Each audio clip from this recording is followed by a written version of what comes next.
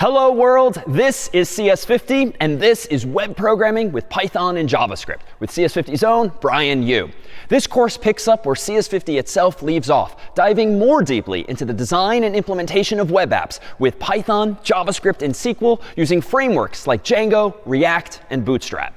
We'll start by taking a closer look at HTML and CSS, languages that we can use to describe the structure and the style of web pages. After that, we'll introduce Git, a version control tool that we can use to keep track of changes we make to our code, and also to allow multiple people to collaborate on the same project at the same time. After that, we'll dive more deeply into Python, exploring some more advanced features of the programming language, and in particular, how we can use it in order to create dynamic web applications using a web framework known as Django.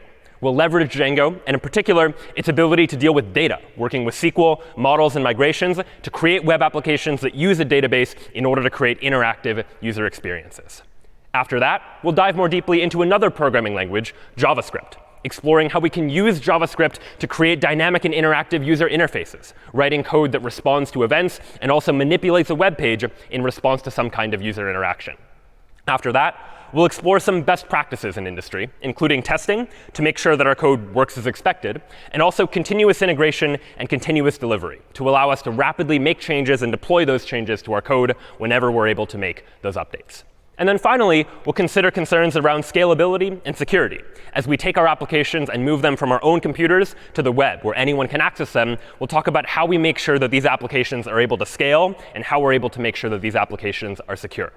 Along the way, you'll have an opportunity to put all of this into practice by building web applications of your very own. This is CS50.